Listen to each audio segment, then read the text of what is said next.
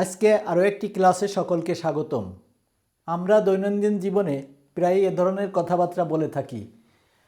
আমি গাড়ি চালাতে পারি, সে ক্রিকেট খেলতে পারে, আমরা ইংরেজি বলতে পারি, তারা সাহায্য করতে পারে, ওড়িশা রান্না করতে পারে, আমি সাঁতার কাটতে পারি।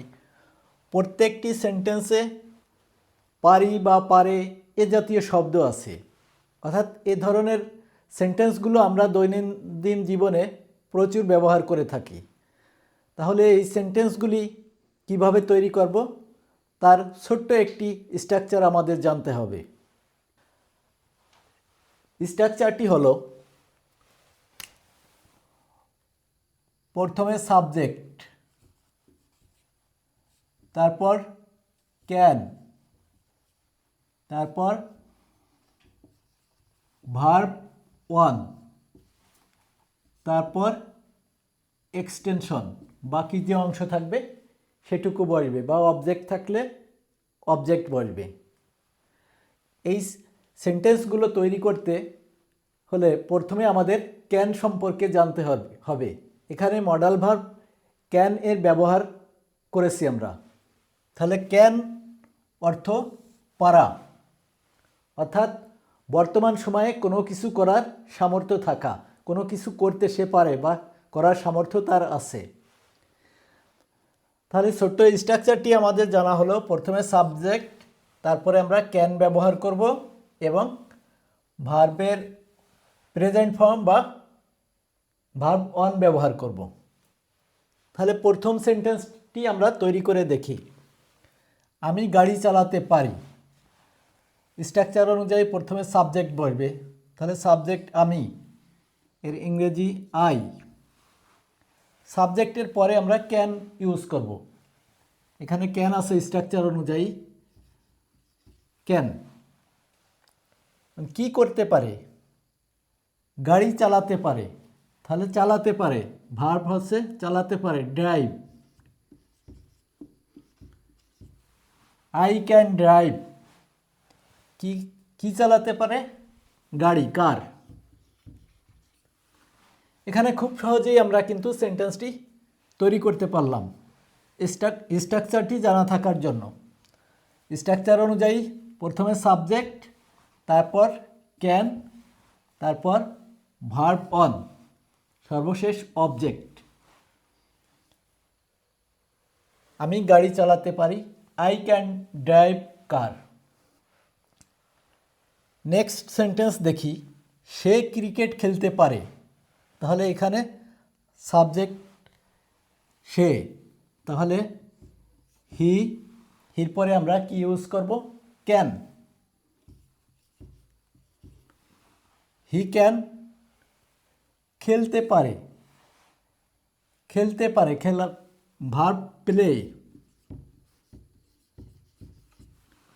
He can play cricket.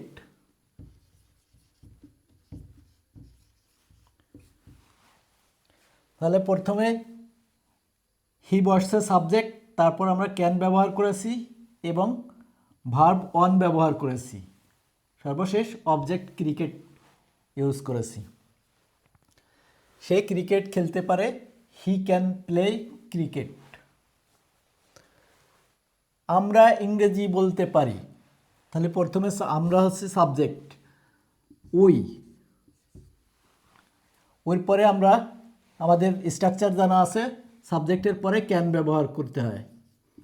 We can বলতে পারা, speak, verb speak. Speak English.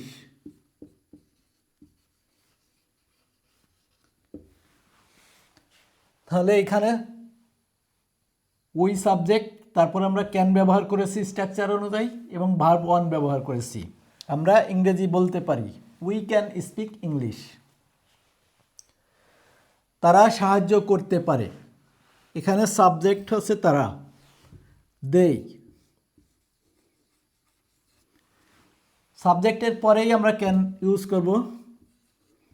They can সাহায্য করতে পারে, সাহায্য করা,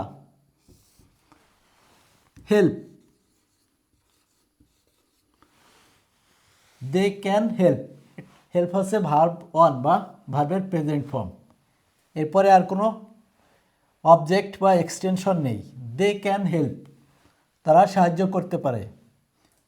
এখানে প্রথমে সাবজেক্ট, তারপরে আমরা ক্যান ব্যবহার করেছি, ভার্ব ওয়ান ব্যবহার করেছি। অরিশা রান্না করতে পারে, সাবজেক্ট অরিশা। সাবজেক্টের পরে আমরা স্ট্রাকচার অনুযায়ী ক্যান ব্যবহার করব। কি করতে পারে? রান্না করতে পারে। রান্না করা হচ্ছে ভার্ব। Orisha can cook. খুব সহজেই হয়ে গেল। অরিশা সাবজেক্ট, তারপর আমরা ক্যান ব্যবহার করলাম এবং ভার্ব ওয়ান বা ভার্বের প্রেজেন্ট ফর্ম ব্যবহার করলাম। অরিশা ক্যান কুক, অরিশা রান্না করতে পারে। আমি সাঁতার কাটতে পারি, আই সাবজেক্ট, এরপরে আমরা ক্যান ইউজ করলাম। আই ক্যান, সাঁতার কাটার ইংলিশ সুইম।